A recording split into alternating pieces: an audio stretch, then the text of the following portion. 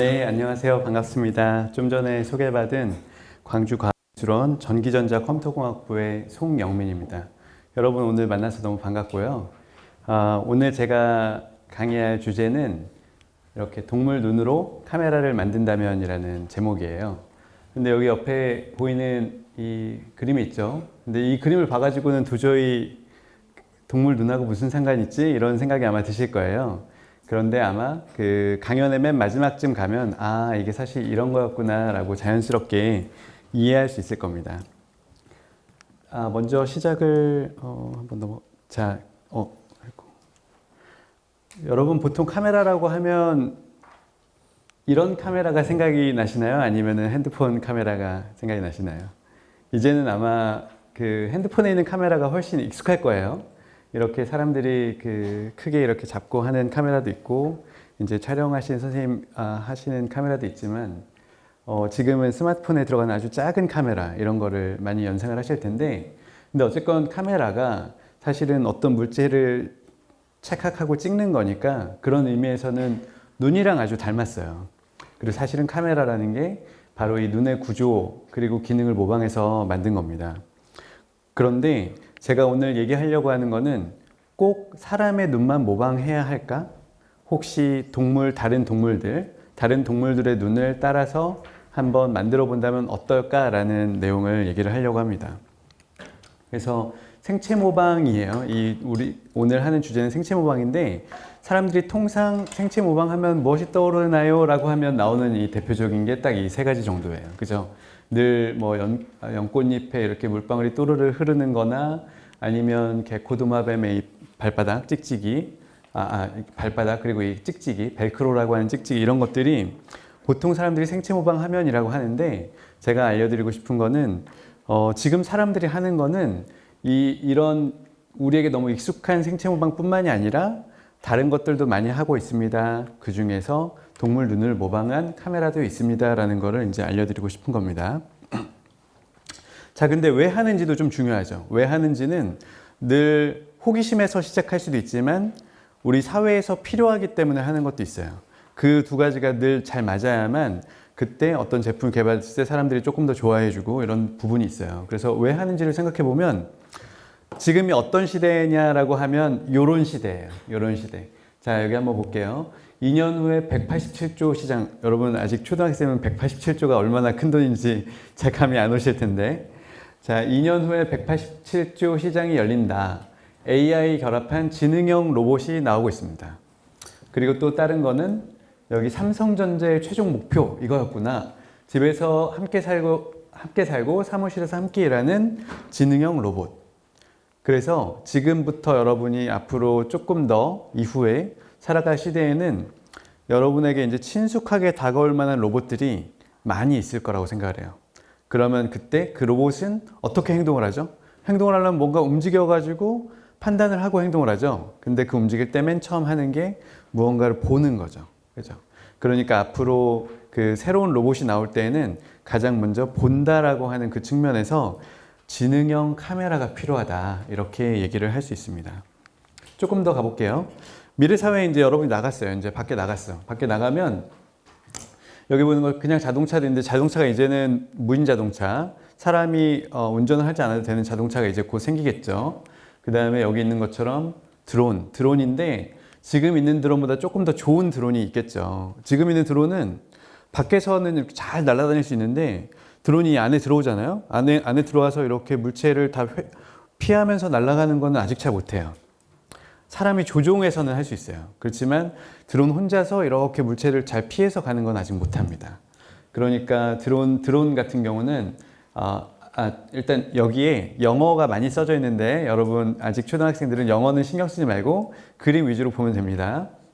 자, 이 드론은 넓게 한 번에 봐야 되는 그런 상황이 있을 수가 있고요. 그 다음 자율주행 자동차는 위아래를 꼭 볼 필요는 없는데 이 주변부는 아주 세밀하게 잘 관찰하고 어느 물체가 있는지를 잘 판단해요. 이게 사람인지 아니면은 그냥 돌덩인지 이런 걸 잘 파악을 해야 되겠죠. 그 다음에 휴머노이드 로봇이라는 게 있어요. 휴머노이드. 마치 사람처럼 만든 그런 로봇.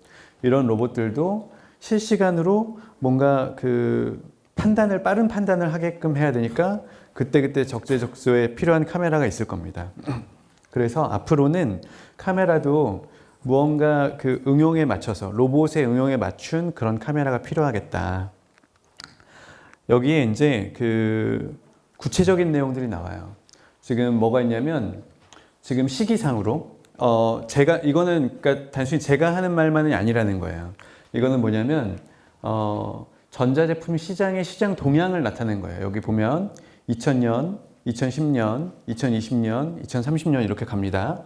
그러면 2000년 전에는 이제 저처럼 제가 어릴 때는 이제 PC, 그 다음 점점 모바일 폰, 그 다음 스마트폰 이런 것들이 나오다가 지금은 몇 년도죠? 2024년이니까 지금 여기 정도 되죠? 딱 지금 이 화살표 있는 위치잖아요. 이 화살표 있는 위치면 어디서 어디로 바뀌냐면 스마트에서 로봇. 스마트는 스마트폰 같은 거예요. 스마트폰, 스마트 기기 이런 거를 우리가 지금 많이 사용하고 있죠. 사용하고 있다가 이제 로봇으로 갑니다라고 하는 거예요. 그리고 로봇으로 가게 되면 여기 있는 것들이 많이 있어요. 이렇게 그 컴패니언 로봇이라는 거는 우리 친구, 로봇 친구인데 로봇이야. 뭐 이런 것들. 그 다음에 로봇 홈, 이거는 집인데 로봇들이 막 있는 그런 거예요. 그리고 이런 많은 것들이 나올 건데 여기 있는 게 이제 좀 있으면 나오겠죠, 다. 여기 보면은 근데 이렇게 표시된 점들이 있죠. 색깔 표시된 점들을 보면 여기 초록색이 있는데 이 연두색이 이 카메라를 얘기해요. 카메라. 사진 찍는 거. 그래서 그 얘기는 뭐냐면 여기 있는 모든 제품들에는 카메라가 아주 중요합니다라고 하는 게 이미 사람들이 그 시장 동향 조사할 때 다 조사를 하는 것들입니다. 자, 그러면 어떤 카메라를 만들면 좋을까?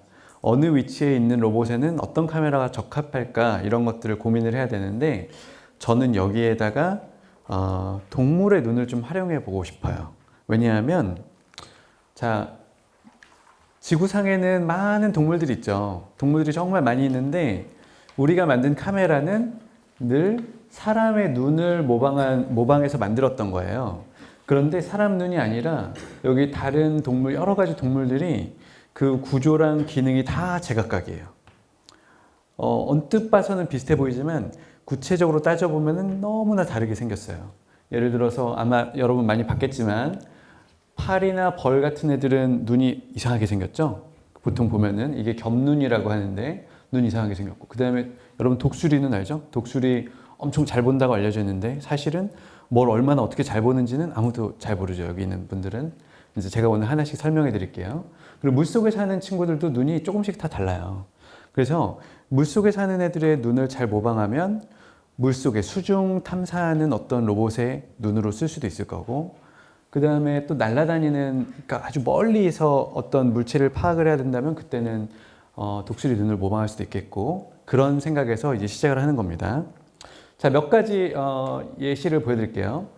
요거는 이제 그 앵무조개라는 애예요. 앵무조개라는 애인데 우리가 보통 수족관 여수에 지난주에 제가 수족관에 갔더니 이 앵무조개가 있더라고요. 근데 실제로 다니는 건 못 봤고 사진만 봤어. 이런 게 있습니다. 근데 얘네들은 아주 옛날부터 있던 동물이에요. 그래가지고 눈이 좀 원시적으로 생겼어요. 어떻게 생겼냐면 눈이 이렇게 있는데 렌즈가 없어요. 우리 눈은 늘 앞에 렌즈가 있죠. 근데 렌즈가 없이 그냥 구멍만 뚫려 있어. 근데 구멍만 뚫려 있고 빛이 이쪽으로 들어오면 여기에서 빛이 반응하고 이쪽으로 들어오면 여기서 반응하니까 물체를 볼 수는 있어요. 그런데 고해상도로 보지는 못합니다. 이런 눈이 닮은 게 뭐가 있냐면 여러분 핀홀 카메라라고 이제 그 초등학교나 중학교에서 가끔 카메라를 간단하게 만들어 봅시다 라고 해가지고 이제 구멍만 뚫어 가지고 보는 카메라 있어요. 그게 바로 핀홀 카메라인데 그거랑 구조가 아주 닮았죠. 그러니까 사실은 우리가 이 핀홀 카메라가 앵무조개를 모방해서 만든 건 아니지만 자연스럽게 하다 보니까 이제 그렇게 만들어진 거죠. 또 다른 거는 여러분 가리비 알죠? 가리비 오늘 먹은 사람 없어요? 다행입니다. 가리비도 눈이 있어요. 몇 개 있는지 아는 사람 있어요? 몇 개? 200개 정도. 오, 정답. 우와, 어떻게 알고 있었어? 우와, 훌륭한 학생입니다. 가리비는 이렇게 작은 생명체이지만 눈이 200개나 있어요. 어디 있냐면 여기 조그마한 점들 보이세요? 검은 점들? 점들이 있는데 이게 이제 색깔을 바꿔서 보면 이렇게 파란색으로 보이는데 이 점들이 다 눈이에요. 그래서 여러분이 이제 가리비를 이제 익혀가지고 먹을 때 검은 점들이 보이면 이거 한 입에 딱 먹으면 한 입에 여러분은 눈을 200개를 먹은 거예요. 아시겠죠? 좀 징그럽죠? 근데 여기에 더 중요한 사실이 있어요. 가리비는 눈이 200개나 있는 이유가 늘 이렇게 평소에는 입을 이렇게 딱 벌리고 이렇게 쳐다보다가 이곳저곳을 다 쳐다봐야 되니까 입을 벌리고 있다가 필요할 때 되면은 누가 물체가 나타나거나 하면 막 이렇게 도망가야 되니까 넓게 보는 거예요. 근데 중요한 게 있죠. 어떻게 저렇게 작은 눈이 있을까? 눈을 어떻게 저렇게 작게 만들까? 왜냐하면 눈이라고 하는 건 아까 제가 얘기한 대로 렌즈가 있잖아요. 렌즈가 있으면 렌즈가 빛을 모으려면 거리가 좀 필요해요. 빛이 모이는 그 거리가 한 이 정도 되거든요. 근데 여기까지 안 오고 여기서 끝나잖아요. 그 이유가 가리비는 눈이 아주 잘 발달을 해서 여기 뒤에 거울이 있어요. 거울이 뒤에 있고 거울이 반사해서 그 안에 있는 우리가 소위 얘기하는 그 망막에 빛이 잘 맺힐 수 있도록 거울이 있기 때문에 눈을 아주 작게 만들 수 있습니다. 그러니까 그걸 잘 활용을 해보면 우리가 만약에 나중에 아주 작은 카메라를 만들고 싶다라고 하면 이런 구조를 활용을 할 수도 있겠죠. 예, 그렇게 되어 있습니다. 200개가 있습니다. 그래서 요거는 그냥 하나의 예시예요. 그냥 하나의 예시고, 그래서 이제 다시 가보면 아까 눈들이 많이 있었는데 눈이 구조가 크게는 한 5가지로 나뉘어요. 구조와 기능에 따라서 이렇게 어떤 애는 이런 모양, 어떤 애는 이런 모양, 대체로 비슷해 보이지만 조금씩 다 다릅니다. 그래서 구조와 기능에 따라서 5가지로 나뉘고, 그 다음에 나뉘기도 하지만 하나의 같은 눈에서도 여기 보이는 것처럼 눈의 생김새가 다 다르죠.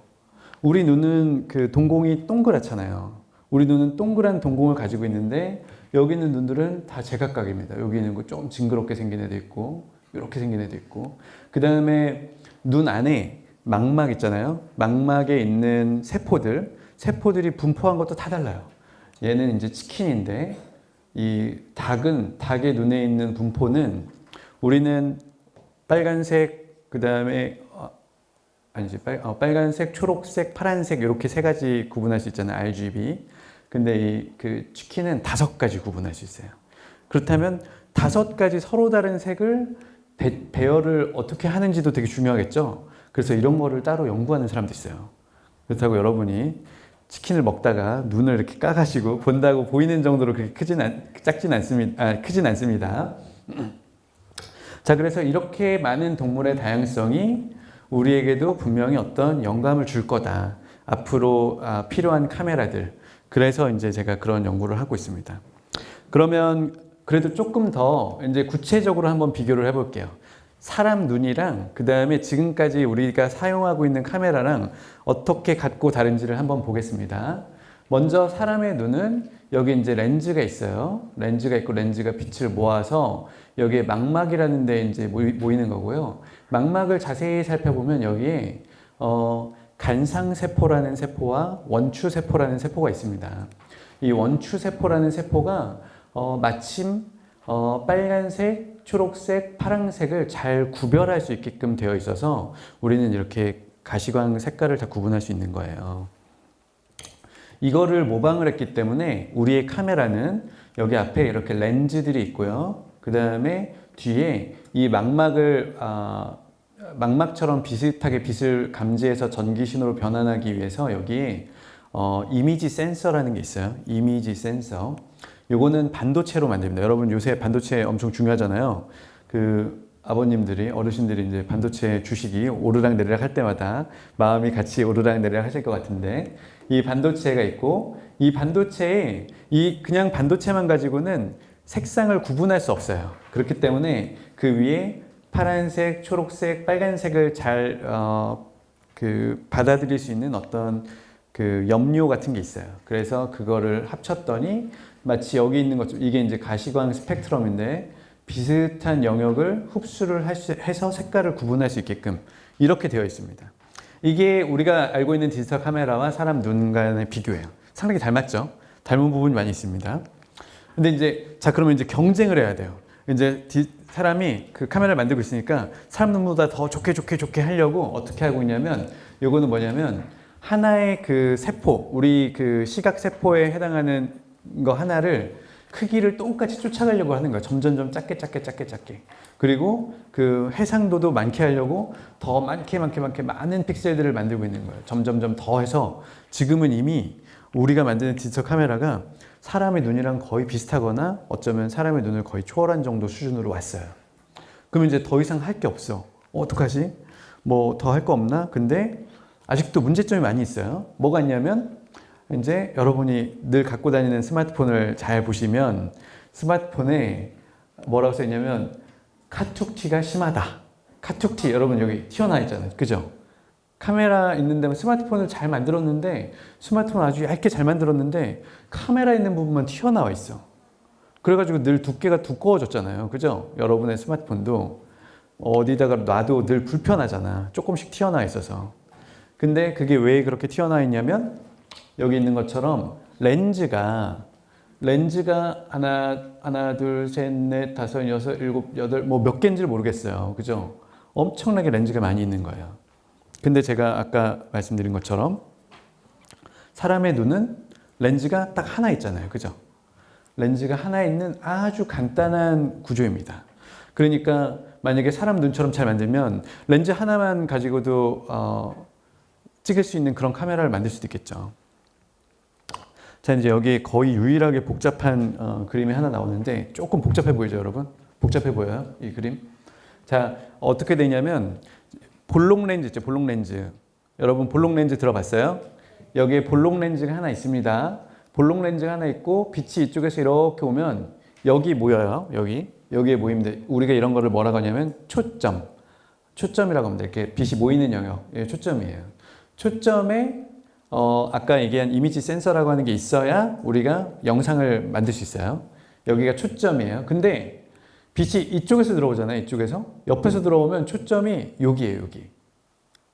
그러면은 요 면이 아니죠. 요 면이 아니에요. 요 면이 아니고 초점이 있는 면은 이렇게 곡면입니다. 곡면으로 돼 있어요.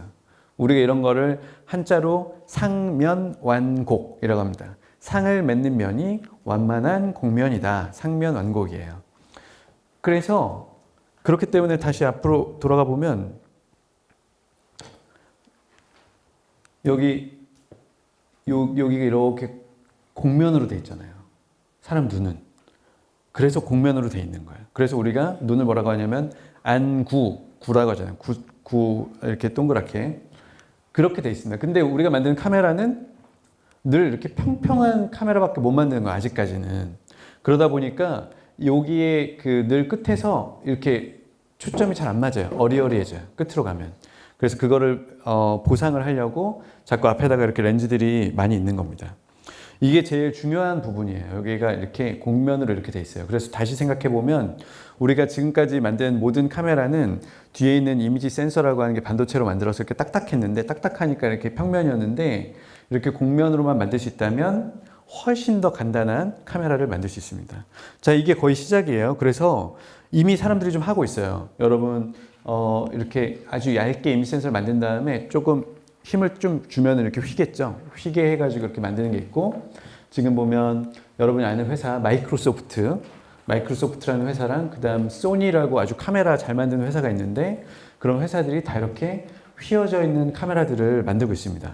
그 다음에 여러분 아이폰 만드는 이 애플 있죠? 이 회사도 직접 만드는 건 아니지만 이렇게 휘어져 있는 이미지 센서가 있다면 나는 이런 카메라를 만들어 볼 거예요 라고 하는 특허 같은 걸 많이 냈어요.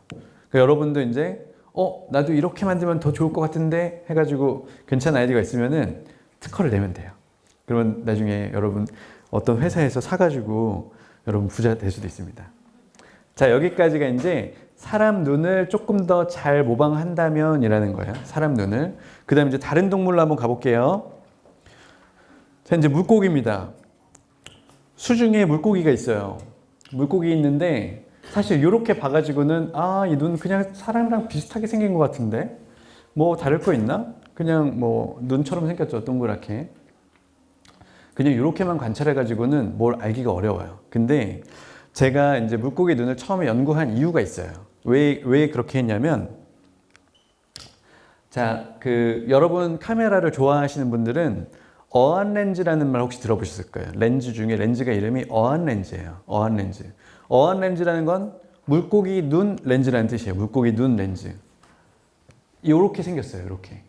이렇게 생겼는데, 이거 어안 렌즈구나. 너 누가 카메라 사왔으면은, 야, 너 어안 렌즈 갖고 있네. 이거 되게 비싼 건데.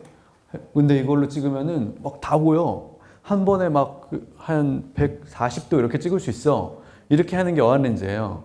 근데 이거를 안에를 까보면 앞 렌즈가 이렇게 생겼어요. 렌즈가 하나, 둘, 셋, 넷, 다섯, 여섯, 한 7, 8개는 있어요. 최소. 그래서 제가 이제 궁금했죠.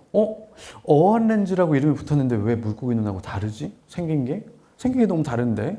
그럼 물고기 눈을 한번 다시 봐볼까? 봤더니 물고기 눈은 이제 제가 직접 까본 건 아니고 논문 같은 걸 통해서, 논문이랑 유튜브를 통해서 본 겁니다. 제가 직접 잘라본 건 아니고요. 보면은 그냥 동그란 렌즈 하나만 있어요. 진짜 사람 눈보다 더 동그래. 사람 눈은 약간 이렇게 길쭉하게 생겼는데 얘는 이렇게 동그란 렌즈 하나만 있어요. 렌즈 하나만 있고 그 대신에 뒤에 아까 제가 얘기한 그 망막이라고 하는 게 완전히 그 바가지 모양, 이렇게 이런 걸 이제 헤미스피어라고 하는데 반구로 돼 있어요. 이렇게. 그래서 빛이 이렇게 들어오면 가운데서 들어오면 여기 딱 맺히고, 옆에서 들어오면 여기 딱 맺히고, 여기 끝에 가면 여기 딱 맺히고, 딱딱딱딱 잘 초점이 맞게끔 돼 있어요. 그러니까 이런 구조를 잘 활용하면 아주 간단하게 물고기 눈 카메라를 만들 수가 있습니다. 그래서 실제로 비교해 본 거예요. 이거를 이렇게 생긴 애를 본따 가지고 우리가 계산을 합니다. 얼마나 되는지 해보면 이미지 센서라는 게 사이즈가 여기에는 요만하고 여기는 요만하고 실제 길이가 똑같은데, 똑같은 거에 이만큼 렌즈 있는 거랑 여기 있는 거랑 크기가 어마어마하게 많이 차이가 나죠. 그러니까 이만하게 만들어야 되는 거를 이제 물고기 눈 구조만 잘 모방하면 요만큼 작게 만들 수도 있게 되는 거예요. 그러면 점점점 초소형 카메라를 만들 수가 있게 되는 겁니다. 이런 느낌이에요. 여러분 아시겠어요? 대충? 이제 동물의 눈을 모방한다는 건 이런 식으로 구조와 기능을 모방을 하는 겁니다. 자, 근데 이제 구체적으로 만드는 건 조금 어려워요. 구체적으로 만드는 거는 어려워서 제가 그냥 간단하게만 넘어갈게요. 그래서 좀 복잡한데 먼저 첫 번째로는 눈을 잘 관찰을 합니다.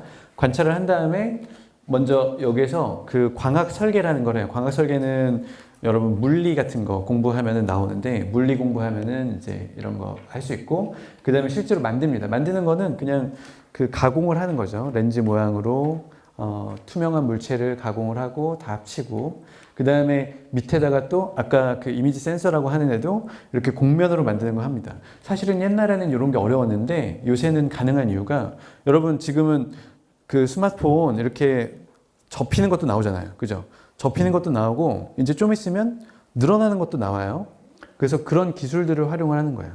늘어나기도 하고 접기도 할 수 있으면 이렇게 동그랗게 만드는 것도 가능하겠지 해가지고 이제 만드는 겁니다. 만들어서 이걸 다 전부 합치면 사진을 착 찍으면 이제 이런 모양으로 찍을 수가 있습니다.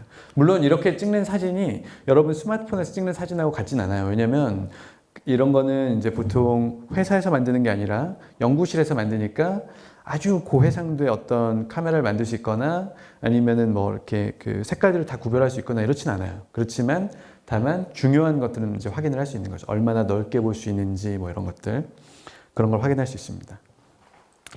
자, 그 다음에 이제 다른 거 보여드릴게요. 이제 요거는 뭐냐면 갑오징어입니다. 여러분, 갑오징어 먹어본 적 있어요? 비싼데 갑오징어. 근데 되게 맛있어요.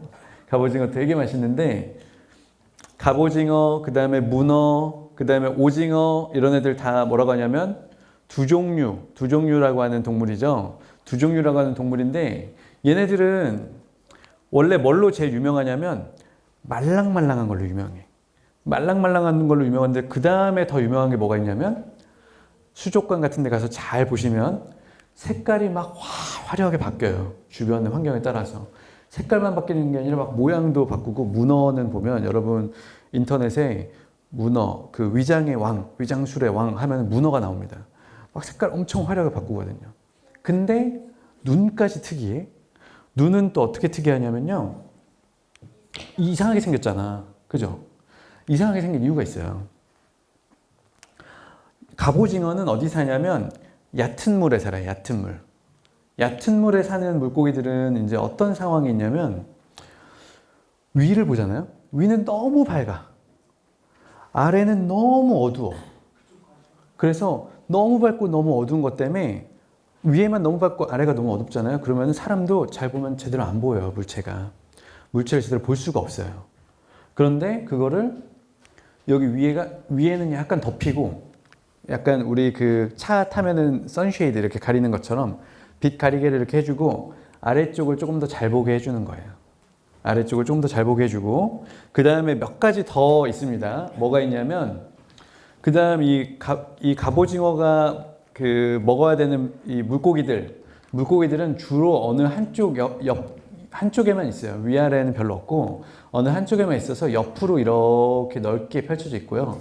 그 다음 뒤에 그쪽에만 아까 제가 얘기한 그 망막 세포들이 엄청 촘촘하게 있어요. 그래가지고 중요한 데에만 잘 보여. 나머지는 대충 봐도 돼. 왜냐하면 모든 영역이 잘 보이면 그 뇌도 커져야 돼요. 왜냐하면 계산을 해야 되니까 판단하고 해야 되니까. 근데 딱 필요한 것만 잘 보이면 뇌가 조그만 해도 다 판별을 할 수 있어요. 그게 앞으로 로봇 시대에 엄청나게 중요합니다.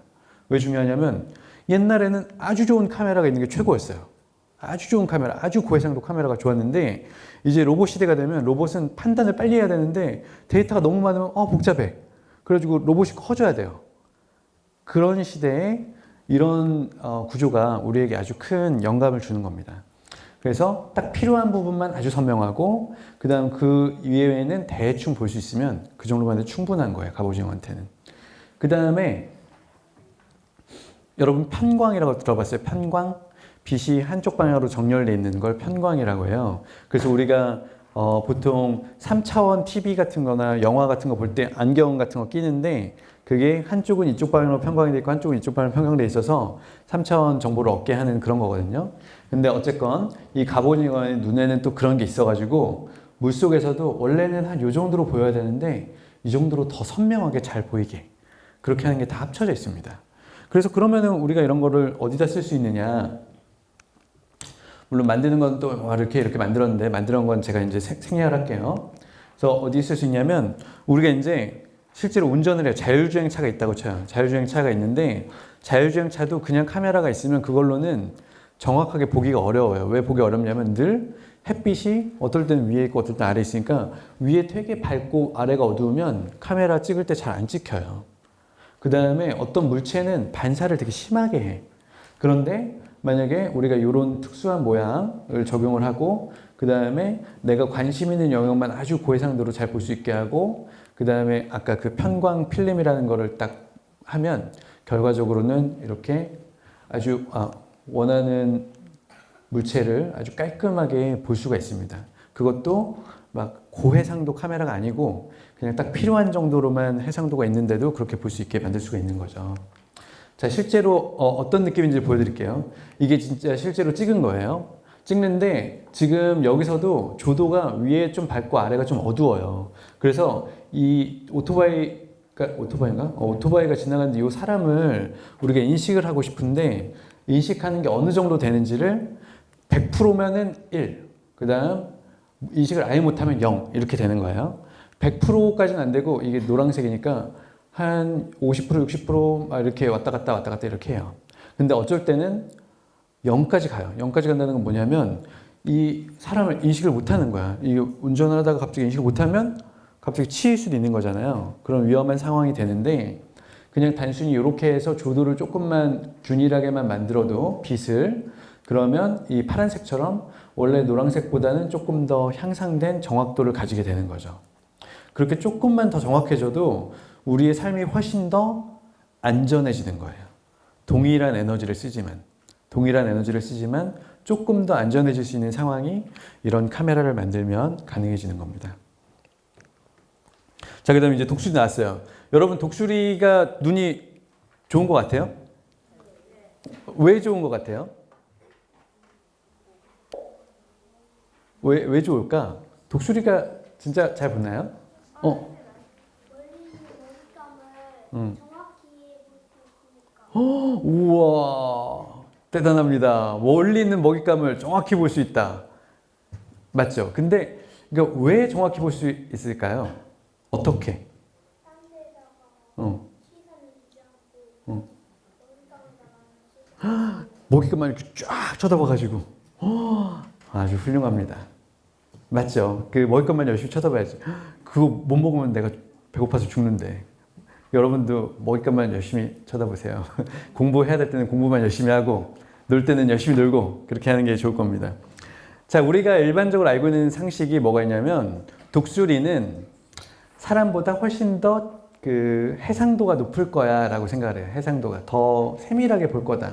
근데 그게 사실이에요. 왜냐면 요 가운데 망막이 있는 데가 사람이 망막이 한 개 정도씩 있는 공간에 이 독수리는 한 3개씩 촘촘하게 있어요.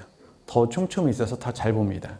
그게 하나가 있는데 더 중요한 사실이 있는데 이거는 이제 밝혀진 지가 얼마 안 됐어요. 그래서 여러분이 이걸 보면은 야 이거 그 전국에서 아는 사람 몇 명 안 되는 거야. 이렇게 되는 건데 이 그 망막 앞에 약간 이렇게 굴곡져 있는 어떤 공간이 있어요.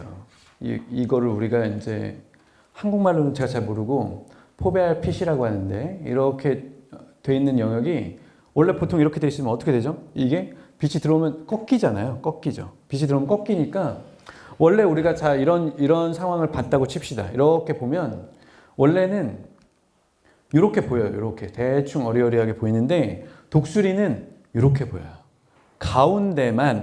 가운데에 있는 물체만 확대돼서 보입니다. 확대돼서 보이고 선명하게 보여요. 그렇지만 주변도 보긴 봐야 되니까 주변도 대체로 잘 보이는 거예요. 이렇게 돼 있어요. 그 다음에 또 뭐가 있냐면 독수리만 그런 건 아니지만 대부분의 조류가 새들이 자외선도 감지를 합니다. 적외선, 그 가시광뿐만 아니라 자외선도 보면은 이제 먹잇감을 더 잘 포착을 할 수 있는 거예요. 그래서 이제 이런 상황이 있어요. 그렇다고 독수리만 발달한 게 아니겠죠. 쥐도 발달을 했겠지. 쥐는 색깔이 무슨 색이죠? 회색. 회색이거나 갈색이거나 그렇잖아요. 왜냐하면 바닥이 회색이니까. 그죠? 바닥이 자갈밭이거나 그러니까 쥐가 그래서 회색인 거예요. 그래야만 멀리 있을 때 구분이 잘 안 되잖아요. 그래서 독수리가 아무리 잘 보더라도 사실 멀리 있으면 잘 안 보여요. 안 보이는데 이제 쥐가 물체를 먹이를 먹습니다. 먹는데 먹다 보면은 뭘 흘리겠죠? 흘리는데 그 흘리는 데에 자외선이 살짝씩 반사를 해요. 그래서 흘리고 이렇게 뛰어가면 자외선 길이 보이는 거예요. 멀리에서.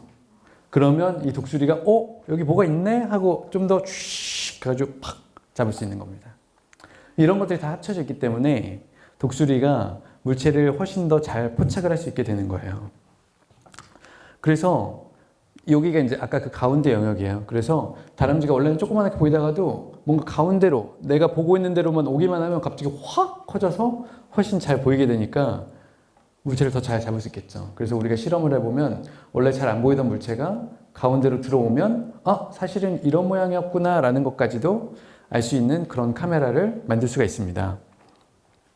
그러면 이게 또 어디에 쓰일 수 있냐면 이런 거예요. 자, 이제 멀리에서 아까 저희 그 학생이 얘기한 것처럼 멀리에서 카메라로 찍는데 멀리 있으면 원래는 이렇게 물체가 조그맣게 보이니까 이게 차인지 뭔지 잘 알기가 어려워요. 알기가 어려워서 아까 제가 얘기한 그 정확도가 낮아요. 이렇게 낮은데 이제 확대를 해서 보면 차라는 걸 더 잘 보니까 이제 어디 갔어? 나와야 되는데 뒤로 다시 해볼까? 갑자기 사라졌네. 이제 좀 더 잘 보이게 되는 거야. 이게 사라졌네요. 자, 그 다음에 잠시만요. 다시 한번 해봅시다. 이거는 이제 안 보인다. 자, 그러면 그 다음에는 또 확대해서 보면 뭐가 있냐면 여러분 차가 얼만큼 빨리 지나가는지 스피드를 재고 싶으면 작을 때는 잘 구분이 안 되다가 얘를 또 확대해서 보면 한 번에 얼만큼씩 빨리 움직이는지를 이 화살표로 그려서 표현할 수 있는데 그게 확대되어 있으면 더 잘 길게 늘어나 있으니까 더 잘 알 수가 있어요. 그래서 저 차는 시속 65km, 저 차는 시속 67km 이런 걸 훨씬 더 정확하게 알 수가 있습니다. 그래서 아마 그런데 독수리 눈 카메라를 활용을 할 수도 있을 거다 이렇게 생각을 할 수 있죠. 올해 나온 논문이에요. 자, 그다음 이제 고양이로 넘어갑니다. 계속 이제 새로운 동물들이 나오죠. 고양이는 우리한테 너무 친숙하죠. 이럴 때는 귀엽고 어쩔 때는 살짝 무섭기도 하고, 그죠? 근데 고양이 눈에도 어떤 특별한 점이 있을까요?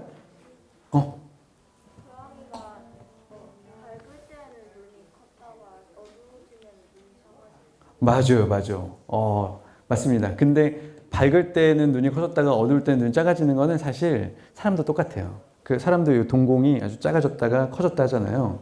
근데 아마 이미 우리는 다 알고 있죠. 고양이를 많이 봤잖아. 집에서 고양이 키우시는 분 있어요? 놀랍게도 여기는 안 계시네. 자, 키워보면 이제 확실히 알 텐데 빛이 밝을 때는 눈이 어떻게 되냐면 일자로 이렇게 일자 눈이 되죠. 일자 눈. 그리고 어두울 때는 빛이 반짝반짝하는 반사가 일어나는 것 같은 그런 느낌이 나죠.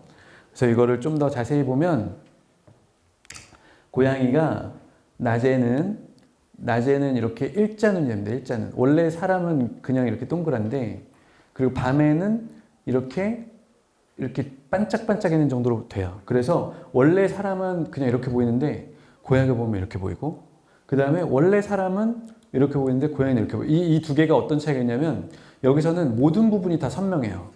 근데 여기서는 여기만 선명해. 원하는 물체만 훨씬 선명하게 잡을 수 있는 거예요. 이걸 이제 조금 더 자세히 보여드릴게요.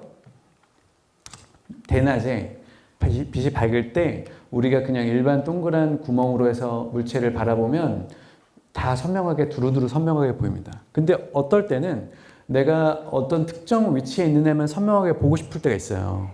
먹이를 더 잘 포착하기 위해서.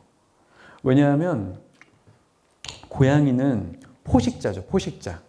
잡아먹는 애인데 호랑이도 포식자죠. 네. 호랑이 눈은 일자일까요? 아닐까요? 일자가 아니에요. 호랑이는 일자가 아닌데 고양이는 일자야. 그래서 여기서 어떤 차이가 있냐면 작은 포식자가 일자 눈을 가지고 있어요. 작은 포식자가 또 뭐가 있냐면 고양이랑 그 다음에 뱀 이런 애들 일자로 돼 있어요. 작은 포식자는 어떤 의미를 가지냐면 늘 풀숲에 있어. 그래서 주변에 뭐 지저분한 게 많아. 지저분한 게 많아서 걔네들을 다 선명하게 보면 막 복잡해요. 사자는 어차피 큰 애들만 보니까 상관이 없는데, 그래서 주변을 이런 풀숲을 아예 그냥 어리어리하게 보게 하는 게 훨씬 더 좋은 거예요. 먹이를 포착하려면. 그러면 원래 어떤 방법이 있냐면 이렇게 크게 만들면 되긴 해요. 크게 만들면 딱 가운데만 잘 보이거든. 근데 크게 만들면 어떻게 되냐면 낮에는 빛이 너무 밝아서 안 보여. 근데 이거를 일자로만 하면 잘 보이기도 하면서 여기가 이제 어리어리해졌죠. 여기가 지저분해지는 거야. 이렇게 이게 이제 이미지가 블러링 된다고 하는데 포커스가 초점이 안 맞으면 이렇게 되는 거예요. 이 눈을 통해서. 그럼 밤에는 어떻게 되냐면 밤에는 그냥 이렇게 조그맣게 동공이 작으면 안 보이죠. 그러니까 사람 눈도 동공을 키웁니다. 그래서 이렇게 커지죠. 그러면 사람은 대충 이렇게 보여요. 근데 이것만으로는 부족해요. 고양이는. 왜냐면 고양이는 사람처럼 그냥 길만 피하면 되는 게 아니라 걔를 잡아야 되잖아. 잡을 정도로 되려면 더 잘 보여야 되겠죠. 그래서 고양이 눈에는 뒤에 반사판이 있어서 그 반사판에서 빛이 망막에 흡수되지 않은 빛이 다시 재반사돼서 망막으로 들어가니까 이렇게 잘 보입니다. 그러면 여기는 알아서 포커스가 안 맞고 여기만 초점이 잘 맞아서 물체를 잘 포착할 수 있게 되어 있습니다. 자, 그러면 이게 어떤 의미를 가지는지를 한번 볼게요. 우리가 지금 로봇 얘기를 조금 하고 있잖아요. 로봇은 이런 상황이 되면 이렇게 됐다 한 다음에 어떤 판단을 해야 돼요. 빠른 판단을 해야 돼요. 그래서 요새 만약에 여러분 코딩 학원 다니는 사람 있어요? 코딩? 우와. 코딩도 하고 그 다음에 뭐 러닝, 딥러닝이라든지 뭐 이런 거 하는 사람들은 뭐를 하냐면 자, 여기 0, 1, 2, 3, 4, 5, 6, 7, 8, 90 숫자가 있습니다. 이 숫자를 더욱 잘 인식할 수 있게 해주세요 해서 인식률이 뭐 98%, 97% 뭐 이런 계산을 합니다. 이런 계산을 해서 0, 1, 2, 3, 4, 5, 6, 7, 8, 90이 있으면 걔네가 얼마나 정확도를 가지는지 이런 계산을 해요. 근데 이거는 한 가지 간과하고 있는 게 있어. 우리 일상생활에서 숫자는 늘 딱 그 숫자만 있냐? 그렇지 않아요. 어떤 물체는 그 물체만 있는 게 아니라 주변에도 물체가 같이 있어. 그래서 여기 있는 것처럼 고양이가 봤는데 마침 0이라는 숫자가 앞에 있었지만 뒤에 이렇게 지저분한 게 있었다고 치자고요. 그러면 우리 눈에는 이게 합쳐서 보이잖아요. 합쳐서 보이니까 우리 눈에 이렇게 합쳐서 보여. 깔끔한 0, 1, 2, 3, 4가 아니라 지저분한 0, 1, 2, 3, 4가 보입니다. 그러면 이거를 컴퓨터가 딥러닝, AI 이런 걸로 계산을 하면 이게 내가 3인지 잘 모르겠는데? 하는 거예요. 그래서 인식률이 이렇게 확 떨어져요. 88% 이렇게 떨어지는데 근데 고양이 눈으로 해서 탁 보면 이렇게 지저분한 눈이 아니라 뒤에가 약간 노이즈가 사라지면서 더 글씨가 잘 보이니까 88% 되던 게 94% 이렇게 껑충 뛰어 올라갈 수 있는 거예요. 그러니까 이런 눈을 잘 만들면 컴퓨터가 계산하는데 더 복잡하게 계산하는 게 아니라 계산을 조금 간단하게 해줄 수 있는 그런 능력을 가질 수 있다. 이런 거를 말씀드리는 겁니다. 자, 여기까지가 우리가 일상적으로 볼 수 있는 눈들을 제가 소개를 시켜드린 거예요. 뒤에 이제 조금은 이제 제가 다른 눈 보여드릴게요. 자, 이제 겹눈이라고 합니다. 겹눈. 여러분 많이 보셨을 거예요. 지금 이거는 뭐냐면, 이거 뭐 같아요? 모기. 되게 잘 맞추네. 자, 얘는 모기입니다. 모기. 모기의 지금 요 머리 부분이고, 머리의 대부분이 뭐다? 눈이다. 눈으로 돼 있습니다. 왜냐면 모기가 잘 보는 게 중요할 거잖아요. 잘 봐야 되니까 얼굴에 뭐 그 예쁜 뺨 이런 거 있을 필요가 없고 그냥 그저 여기가 전부 다 눈으로 돼서 잘 보기만 하면 되는 거예요. 모기는 그런 환경에 놓여 있는 거죠. 그래서 더 가까이 가면 이렇게 보입니다. 그래서 얘를 이제 단면을 딱 잘라서 자세히 보면 아까 그 위에 있는 렌즈 모양이 있고 거기에서 빛을 모은 다음에 여기 있는 감간이라는 데로 가서 이제 뇌로 전달이 됩니다. 이 신호가. 그래서 요런 거 하나를 혼눈이라고 해요. 혼눈이 여러 개가 모여서 겹눈이 된다. 이렇게 되는 겁니다. 혼이라는 게 이제 한 개 이런 거잖아요.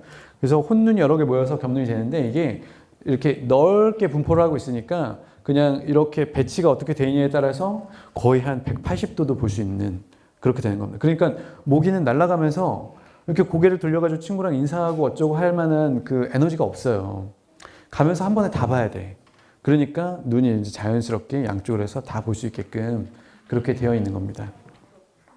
그래서 우리가 어떤 상상을 하냐면, 머지않은 미래에 이제 전투를 드론으로 하지도 않아.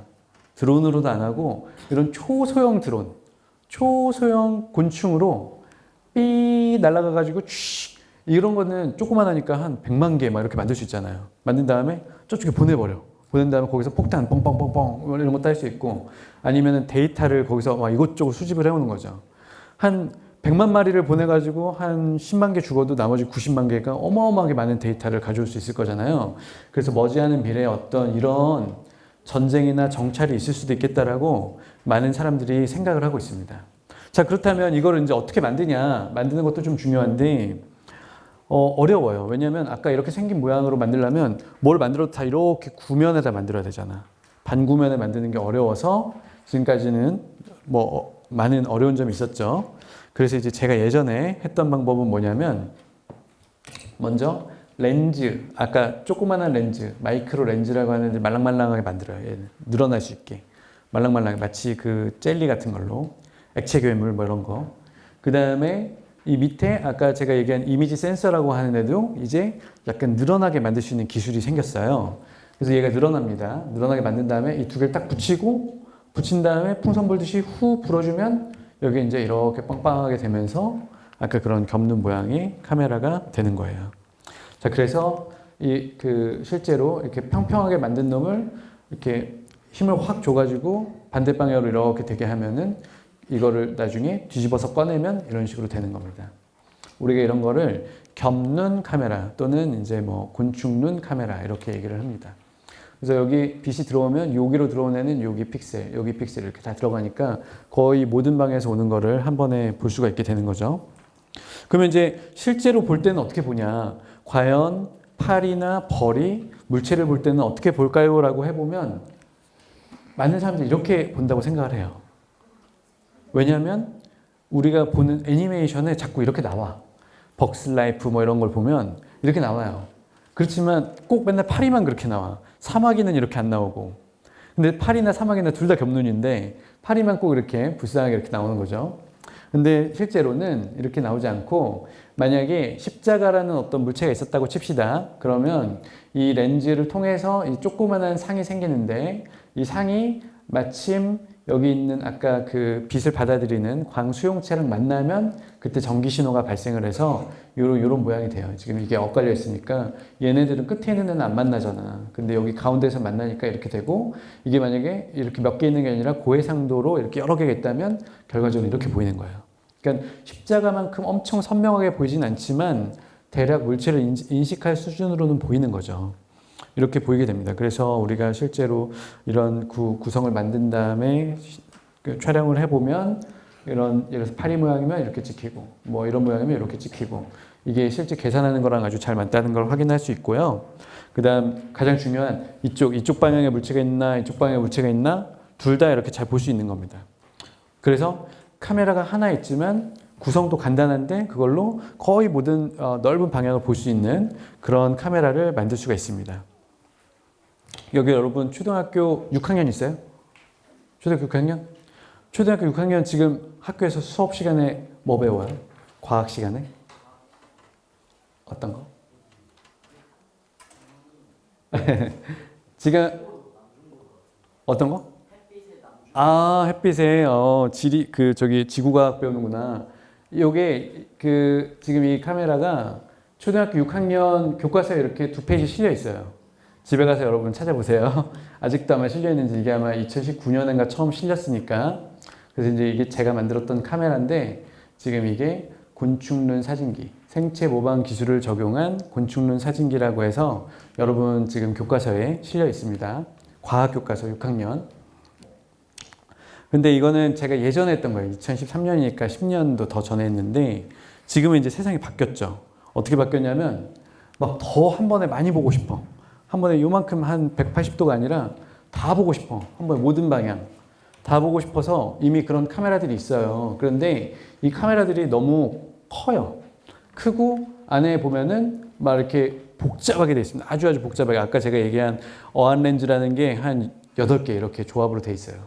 근데 이제 미래에는 어떻게 가고 싶냐면 드론이 있는데 드론이 잘 날아가면서 우리를 찍어주길 원해. 우리가 달려가면서 막 러닝 하시는 분들이 고캠 이런 거 들고 막 이렇게 뜨잖아요. 근데 일일이 들고 하지 말고 그냥 드론이 알아서 찍어주면 얼마나 좋아. 그죠? 그렇게 하면서 자기도 피하면서 가고 싶어요. 이제 그렇게 되려면 이런 큰 카메라를 쓸 수는 없겠죠. 자동차처럼 큰 물체에다가는 이 정도 큰 카메라 넣는 정도는 괜찮지만 이렇게 작은 물체에다가는 이런 걸 쓰는 건 어려울 거예요. 그래서 이렇게 조그맣게 만들고 싶다. 그래서 몇 개를 좀 찾아봤습니다. 동물을. 그랬더니 얘가 나왔어요. 얘 뭐죠? 농개. 여러분 이제 여수가 아니라 순천에 가면 순천만 있잖아요. 순천만. 거기 가면은 칠개도 있고 농개도 있고 여기 농개. 이 농개가 이게 눈입니다. 요만큼이. 여러분 그거 들어봤어요? 개눈 감추듯이 먹는다? 마파람 개눈 감추듯 이런 거 들어봤죠? 개눈이 어떻게 감추는지 본 적 있어요? 개눈이 어떻게 감추지? 어떻게 감출 것 같아?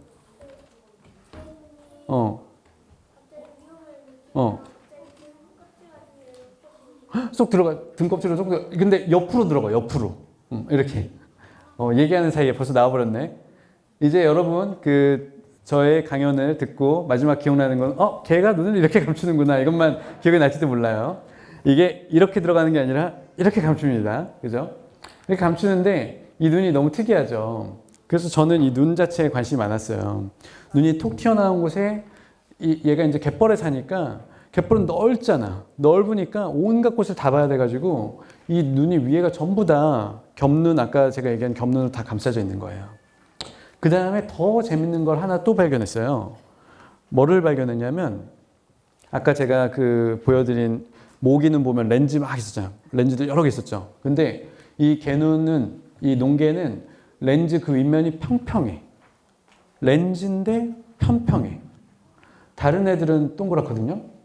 다른 개들은 동그란데 이 농개, 늪지에 사는 농개만 편평해요. 그거를 이제 한번 살펴볼게요. 어떻게 되어 있냐면, 자, 렌즈가 만약에 이렇게 있으면, 빛이 있으면 이렇게 모이겠죠? 그죠? 여기 초점이 생깁니다. 근데 얘가 물속에 넣으면 어떻게 될까요? 물속에 넣으면, 물속에 들어가면 물은 공기보다 굴절률이 크기 때문에 꺾이는 정도가 다릅니다. 그래서 이렇게 돼요. 안 맞아요. 그러니까 사람이 물속에 들어가면 잘 못 봐요. 물고기도 물 밖에 나오면 잘 못 봐요. 물론 나중에 적응을 하지만 그냥 바로바로 보고 싶으면 못 봐요. 초점이 안 맞아. 근데 얘는 그러니까 이렇게 돼 있으면 초점이 안 맞아요. 그러면 평평하면 어떻게 되죠? 평평하면 아무 일도 일어나지가 않죠.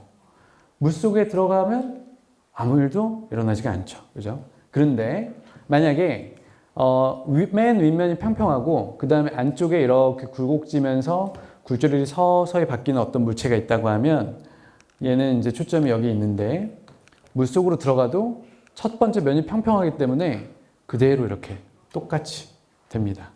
이렇게 돼 있는 게 농개의 그 눈의 그 렌즈에 있는 거예요. 하필. 왜냐하면 농개는 늘 물이 들어오고 물이 빠지고 물이 들어오고 물이 빠지고 하는데 늘 잘 봐야 되니까 이런 구조가 생겼다. 그렇게 생각하시면 되겠습니다. 그게 또 어디 있냐면 농개만 있는 게 아니라 소라게, 헤엄치게 뭐 이런 데 있고 그 다음에 펭귄. 여러분 펭귄 알죠? 펭귄도 눈이 이렇게 평평하대요. 제가 그래서 수족관에 갈 때마다 눈을 한번 찍어보는데 아무리 찍어봐도 평평한지를 모르겠어. 그냥 눈으로 봐서는 잘 안 보이는데 이렇게 돼 있다고 합니다. 나중에 한번 여러분이 진짜 평평한지 찍어가지고 저한테 한번 보내주세요. 그래서 이제 농개 눈을 모방하는 이제 카메라를 만듭니다. 그래서 아주 넓게 모든 방향을 다 사진을 촬영할 수 있다는 것을 알게 되고 그 다음에 아까 제가 물 속이랑 물 밖에서 잘 본다고 했잖아요. 그러니까 그걸 실험하려고 어떻게 했냐면 제가 만든 카메라를 절반만 물속에 담근 거예요. 절반만 물속에 담그고 이쪽에도 물체가 있고 이쪽에도 물체가 있을 때 사진을 찍어보니까 둘 다 되게 잘 보인다라는 걸 확인했습니다. 그래서 농개가 모든 방향을 보기도 하고 물속과 물 밖에서 잘 본다라고 해서 이거를 실험을 한 거고 그게 아까 이제 첫 번째 있던 그림이에요. 아시겠죠? 이게 카메라입니다. 농개 카메라. 그래서 절반 넣은 상태를 그냥 보여주는 거예요. 영어가 써 있는데 이게 뭐라고 써 있는 거냐면 Artificial Amphibious Vision C-OL 이렇게 해가지고 뭐냐면 인공으로 눈을 만들었는데 이게 Amphibious라는 게 수륙 양용 양쪽에서 다 잘 보인다 모든 방향을 잘 봅니다 그런 걸 만들었습니다 라고 하는 겁니다. 자, 그래서 이제 간단하게 요약을 해볼게요. 제가 그 처음에는 사람 눈으로 우리 카메라가 시작을 했지만 앞으로 미래 시대의 새로운 특수 목적용으로 카메라를 만들려면 동물의 눈을 모방하면 좋겠다라고 해서 제가 이런 걸 보여드렸고요. 제가 오늘 보여드린 거는 이제 빨간색으로 해놓은 것들 이게 다 저희가 연구를 한 거고 저희만 하는 게 아니라 전 세계의 많은 연구자들이 다른 눈들도 많이 하고 있습니다. 그래서 사람 눈 모방한 카메라, 그 다음 겹눈 같은 카메라 뭐 이런 것들이 많이 있습니다. 그리고 이제 여기까지 해서 끝은 아니고요. 오늘은 이제 강연이 끝났지만 앞으로 어떤 일이 있을지를 한번 다시 생각을 해볼 수 있어요. 이 친구가 지금 얘를 잘 쫓아가잖아요. 그러면서 물체를 잘 피하죠. 이거는 가상으로 그냥 이미지를 만들어 놓은 겁니다. 이렇게 되는 걸 만들고 싶어요. 그러려면 아까 제가 얘기한 대로 빠른 판단을 해야 돼. 그러면 우리가 궁금한 건 그거죠. 동물은 과연 빠른 판단을 어떻게 할까? 그거를 알려면 우리가 뭘 공부해야 되냐면 이제 눈만 공부하면 되는 게 아니라 뇌도 같이 공부를 해야 됩니다. 그래서 여기 이제 이런 이게 동영상이 안 나온다. 잠시만요. 이거 보여요? 자, 얘가 지금 여기 초파리가 떨어져요. 초파리가 떨어지는데 초파리가 어디로 어느 방향으로 어떻게 떨어질지를 알고 잠자리가 그걸 예측해서 가는 겁니다. 근데 초파리는 예측까지는 못해요. 초파리는 내가 훨씬 작아요. 잠자리가 겹눈 중에는 제일 거대한 생물입니다. 그래서 잠자리는 이거를 예측해서 가는 정도의 능력이 있어요. 그리고 도망도 잘 쳐요. 얘가 언제 올라올지 알고 얘가 올라오고 있는데 그거를 탁 캐치하고 오겠구나라고 해가지고 먼저 도망치는 것까지를 합니다.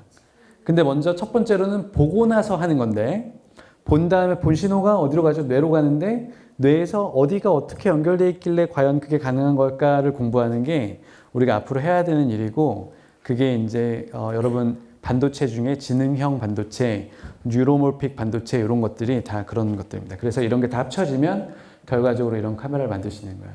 이제 어르신들은 엔비디아가 지금 왜 주식이 계속 올라가고 있는지가 바로 여기서 나오는 겁니다. 네, 이상으로 발표를 마치도록 하겠습니다. 감사합니다.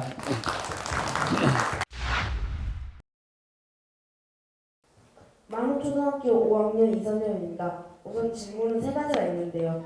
첫 번째, 사람의 눈이 우리의 눈만 가지고 있지만 다른 동물들과는 다르잖아요. 그래서 겪는 렌즈는 사람의 눈에 끼웠을 때 사람의 눈을 망막이 감당이 가능한지 궁금하고요. 그 다음에 고양이 반사판 렌즈를 만들었을 때도 그것도 똑같은 우리가 끼는 렌즈라고 만들었을 때 그거를 썼으면은 우리가 밤에 좀 더 잘 볼 수 있을지가 궁금합니다. 그리고 마지막으로 심해에 꼭 들어가는 게 아니라면은 로봇은 물에 젖으면 고장이 나잖아요. 그러면은 농계 렌즈를 시용할 때 농계 렌즈에 연결되어 있던 전선은 어떻게 만들어지는지 궁금합니다. 네, 감사합니다. 너무 재밌는 질문들이네요. 첫 번째로 아까 준 질문이, 네, 겹눈을 만약에 사람한테 이렇게 붙인다면 진짜 그렇게 보일까? 아닐 것 같아요. 왜 아닐 것 같다고 생각을 하냐면, 제가 아까 말씀드렸던 맨 마지막 페이지에 제가 한 게, 우리가 이제 앞으로 뇌를 잘 공부해야 됩니다 라고 했는데, 사람의 뇌가 이제 그 뒤에 우리가 이제 비주얼 콜텍스라고 하는데, 그 눈에서부터 연결돼서 뒤에 시각 부분을 담당하는 뇌 영역, 그 영역으로 가서 처리를 할 거잖아요. 그 처리하는 영역이 겹눈을 가지고 있는 그 곤충들의 뇌랑 완전히 달라요. 완전히 다르기 때문에 방식이 달라요. 그래서 겹눈을 가지고 있는, 예를 들어서 초파리 같은 경우는 마치 우리 딥러닝 공부할 때 레이어가 이렇게 4개 있는 것처럼 4개의 층이 있어서 각 층에서 어떤 걸 하는지가 이미 많이 밝혀졌거든요. 근데 사람 눈은 아직 잘 몰라요. 그래서 어떻게 될지 상당히 예측하기 어렵습니다. 그렇지만 구조상으로 봤을 때는 넓게 보이기는 보일 것 같은데 어떻게 될지는 예측하기 어렵다. 그래서 그렇게 할 수 있을 것 같고요. 두 번째가 아까 고양이 그 뒤에 휘판이라고 하는데, 그 휘판 같은 경우는 아마 잘 넣을 수 있다면 그거는 정말 반사하는 역할만 하기 때문에, 만약에 망막의 바로 뒤에다가 적절한 위치에 딱 잘 꽂을 수만 있다면 조금 더 밝게 보이긴 할 것 같아요. 그렇지만 또 이제 밝게 봤을 때 밝아진 정도를 또 뇌에서 어떻게 처리할지는 우리는 잘 모르는 거예요. 그러니까 앞으로는 그런 공부도 훨씬 더 재밌고 중요한 공부가 될 거라고 생각합니다. 그리고 마지막으로, 물속에 넣으면 늘 전자제품은 잘 망가지죠. 근데 이제 기술이 많이 발달해서, 여러분 이제 아이폰 물속에 떨어뜨려도 잘 살아있는 거 알죠? 그죠? 애플워치도 샤워할 때 끼고 해도 잘 작동합니다. 그 정도로 이제 이 전자제품을 잘 감싸는 일종의 패키징 기술이라고 하는 게 많이 발달했기 때문에 아마 그런 거는 잘 개발할 수 있을 거라고 생각을 합니다. 네. 광주 기림초등학교 2학년 조명석입니다. 선생님이 눈에다가 그 렌즈라고 표현하셨던 것이 뭘로 만들어졌는지 궁금하고요. 두 번째는 신경망막이 보내는 뇌까지 가는 시간이 얼마나 걸리는지 궁금합니다. 자, 드디어 제가 완전히 모르는 질문이 나왔습니다. 뇌로 가는데 시간이 얼마나 걸리는지는 제가 잘 몰라요.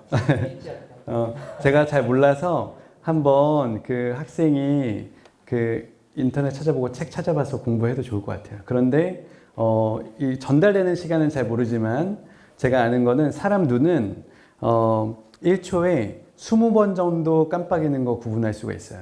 그런데 곤충은 한 200번 정도 깜빡이는 걸 구분할 정도로 훨씬 빠르게 보거든요. 그래서 사람이 20번 정도 깜빡이는 걸 보기 때문에 여기 있는 디스플레이 화면은 60번 정도 깜빡이게 만들면 사람이 구분을 못하는 거예요. 근데 여기 이제 파리가 날라오면 뭐가 막 계속 깜빡깜빡 하는 것처럼 보이는 거죠. 그 정도의 차이는 있습니다. 근데 뇌로 전달되는 구체적인 시간은 제가 잘 모르겠어요. 그 다음에 이제 첫 번째 질문은 렌즈가 뭘로 만들었냐는 건데, 렌즈는 보통은 유리로 만들어요. 유리. 여러분 그 지금 눈에 들어있는 거는 그죠. 사람이 만드는 렌즈는 다 딱딱한 그 유리로 만들지만 눈에 들어가는 거는 우리가 고분자라고 하는데 고분자, 투명 고분자 물질이라고 해서 말랑말랑한 마치 그런 그 액체 괴물 같은 거, 투명한 액체 괴물 같은 거 있잖아요. 그런 거랑 비슷한 물질이라고 생각하면 됩니다. 이름은 제가 한글로는 모르고 PDMS라는 물질인데 네, 투명한 고분자로 만든다 이렇게 생각하면 됩니다. 영국초등학교 3학년 김효준입니다.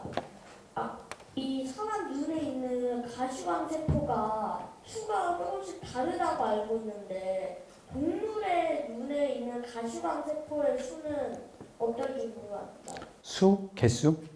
네네네. 좋습니다. 네, 사람 눈에도 이제 가시광을 볼 수 있는 세포가 그 원추세포라고 하는 게 이제 아까 RGB 이렇게 볼 수 있는 게 있다고 했는데 그 개수가 수백만 개 정도 돼요. 수백만 개.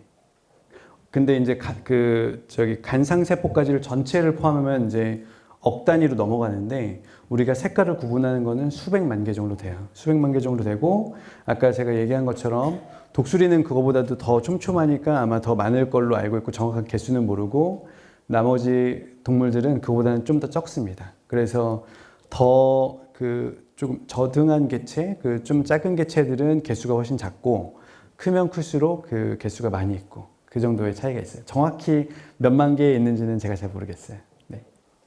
광주형 삼수학교 3학년 박하문입니다. 사람이 늙으면 눈이 잘 안 보여지잖아요.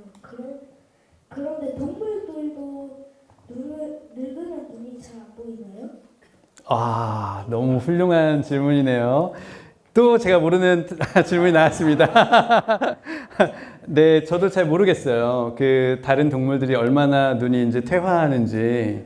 근데 사람 눈에서도 이 앞에 있는 렌즈가 이제 점점 딱딱해지니까 얘가 이제 멀리 볼 때, 가까이 볼 때가 이제 곡률이 잘 바뀌지 않아서 초점이 잘 안 맞는데 그래서 노안이 오기도 하는데 그런 게 동물에 있을 수 있지 않을까라는 생각은 하지만 잘 모르겠네요. 그것도 한번 찾아봐야 되겠어요. 네, 질문 감사합니다. 저는 초 6학년 김희준입니다. 그래서 자율주행에 탑재된 레이더나 라이더 센서가 있잖아요. 그런 것처럼 이제 만약에 드론에 봤다, 이제 카메라가 360도 보는 그 카메라처럼 그 카메라랑 어떤 차이가 있나요? 네, 이것도 좋은 질문입니다. 요새 사람들이 자율주행용으로 만드는 라이다는 원리가 어떻게 되냐면 라이다는 먼저 빛을 쏴요. 먼저 적외선 빛을 물체에다 쏜 다음에 적외선 보통은 한 900나노 정도 되는 파장에 적외선 우리 눈에 보이지 않는 적외선 빛을 쏜 다음에 그 쏜 빛이 다시 물체를 맞고 반사해서 돌아오는 데까지의 시간을 계산을 하면 그 물체가 어디 있는지를 판단을 하는 거죠. 그래서 라이다의 가장 중요한 특징은 거리를 정확히 알 수 있다는 거예요. 그러니까 자율주행에서 너무나 중요하죠. 그런데 반면에 우리 사람이 만드는 이런 카메라는 거리를 정확히 인식하는 건 아닙니다. 카메라 하나로는 어려워요. 물론 두 개를 이용해서 그 정보를 이용하기도 하는데 어쨌건 기본적으로는 그 거리를 얻기보다는 그 물체의 형상이나 그 색깔 이런 거를 더 하기 때문에 카메라는 이제 색깔을 구분할 수 있고 물체의 형상을 좀 더 정확히 파악할 수 있는 장점이 있고 라이다는 정확히는 아니지만 최소한 거리 입장에서는 아주 잘 판별을 할 수 있다. 그렇게 생각할 수 있을 것 같습니다. 그래서 보면 자동차들 보면 테슬라에서는 카메라만 써서 자율주행을 하려고 하는데 이제 어려운 점들이 좀 있죠. 그렇지만 테슬라에서는 계속 그런 걸 통해서 극복을 하려고 하고 일반 다른 회사에서는 라이다도 쓰고 카메라도 쓰고 그렇게 같이 접목을 시켜서 하려고 하는 개발이 많이 이루어지고 있습니다. 네. 양지초등학교 4학년 윤종호입니다. 360도는 어떻게 보여요? 360도로 눈이 있으면 어떻게 보일까요? 어떻게 보이는지는 잘 몰라요. 우리는 요만큼만 보이니까. 우리는 요만큼만 보이지만 360도를 보는 그런 동물들은 아마 뇌에서 진짜 그 전 방향이 물체가 어디에 있는지를 인지할 수 있게끔 그렇게 보이지 않을까 이렇게 생각이 됩니다. 우리는 그렇게 된다고 예측을 하고 실제로 만들어서 그 화면에다가 펼쳐서 보는 게 아니라 제가 한 것처럼 구가 있잖아요. 구에다가 이렇게 일종의 매핑을 한 거죠. 이렇게 어느 위치에 어떤 물체가 있는지 아마 동물도 그렇게 보이지 않을까 사람들이 예상을 하는 겁니다. 정확히 알지는 못하고. 네. 그래서 아마 이제 모든 방향을 잘 볼 수 있을 거다 이렇게 생각을 하는 거죠. 네. 제가 최근에 과학 뉴스 같은 걸 봤는데 요즘에 뉴럴링크라고 이게 뇌 자극이 굉장히 핫한 일론 머스크도 거기다가 올인을 했다고 네, 들었는데 맞아요. 그래서 뭐 최근에 보니까 장애인 분께서 이렇게 말을 잘 못하는데 뇌 자극으로 이걸 언어로 변환해서 말로 하더라고요.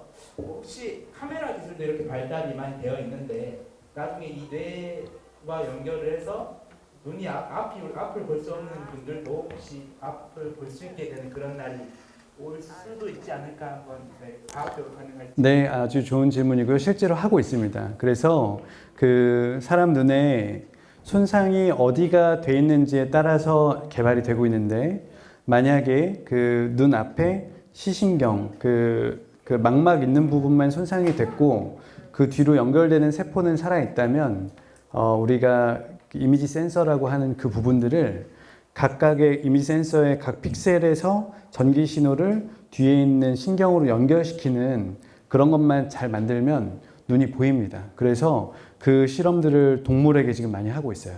그래서 동물에게 해봤더니 진짜로 잘 보고 움직인다라고 하는 연구 결과들이 있어서 그런 경우에는 가능하죠. 근데 다만 지금 현재 하는 것 중에 제일 어려운 게 이미지 센서는 제가 아까 말씀드린 것처럼 화소가 수백만 개 혹은 수천, 2억 화소까지 갔는데 2억 개의 화소의 전기 신호를 일일이 신경에 연결시킬 수 있는 기술이 없어요.